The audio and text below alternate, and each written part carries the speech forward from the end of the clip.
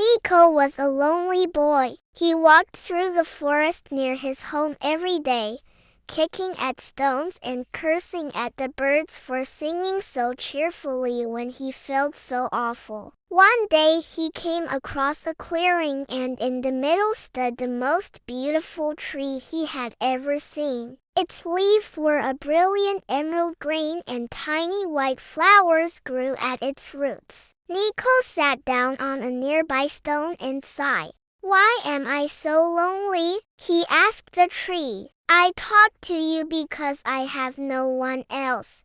The tree rustled its leaves together and said in a deep, kind voice, "Because you do not listen to those around you, little one. People are like trees. They cannot hear your silent cries for help. But if you listen to them, they will bare their souls to you. Then you won't be lonely." Niko looked around him. The other trees were just trees. Why should he listen to them? But something about the way this tree spoke made him want to try. So he closed his eyes, put his ear to the tree and asked, "Can you hear me now?" "Yes," the tree whispered, "and I know why you are sad. You do not understand the language of nature. If you truly want to stop being lonely, I can teach you, but you must promise to use what you learn wisely."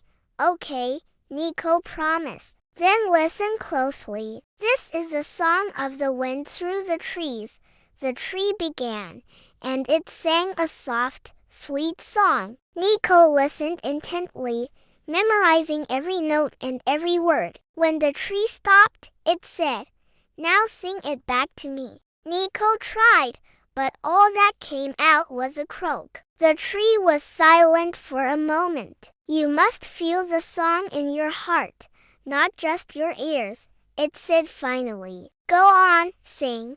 Niko took a deep breath and sang again, this time more softly. The tree closed its eyes and swayed gently as it listened. When Niko was done, it rustled its leaves in approval. "That was perfect. Now you speak the language of the wind and can call upon its help whenever you need it."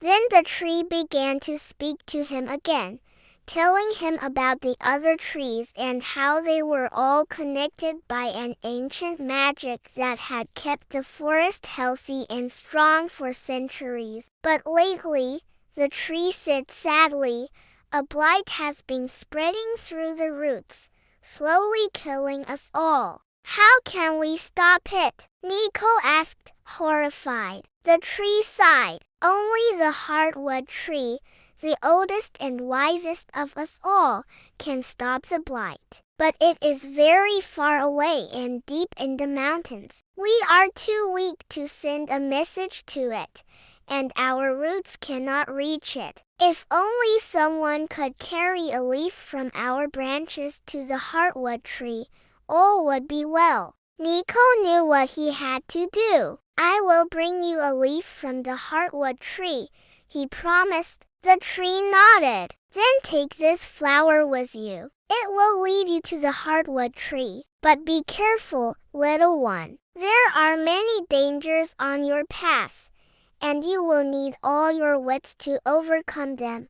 With that, the tree handed Niko one of its flowers and watched as he set off into the forest. Soon, the tree's clearing and the whispering tree were out of sight, and Niko realized he was truly alone. He walked for what felt like hours, the flower clutched tightly in his hand, until finally he saw the towering shape of the hardwood tree in the distance. Niko quickened his pace, his heart pounding with excitement and fear. As he approached the tree, he noticed a small, gnarled branch on the ground, almost hidden among the roots. Carefully, he lifted it up and placed it in the crook of the tree's trunk. The hardwood tree shuddered, and then a single leaf detached itself from its branches and floated down in front of Niko. He reached out and took it in his hands, and the leaf glowed warmly, filling him with a strange, comforting energy. Quickly, he tucked a leaf into his shirt and hurried back the way he had come. When he found the whispering tree, he placed a leaf on its roots. The tree's flowers, which had drooped with sadness, suddenly perked up and the leaves rustled with joy. "You have saved us, little one," the tree said, its voice stronger than before. "The hardwood tree thanks you," and as the sun set over the mountains, the forest blazed with 1,000 emerald fires, celebrating the return of their ancient magic. Niko smiled, no longer lonely, for he had friends now, real friends who loved and cared for him, and he loved them back.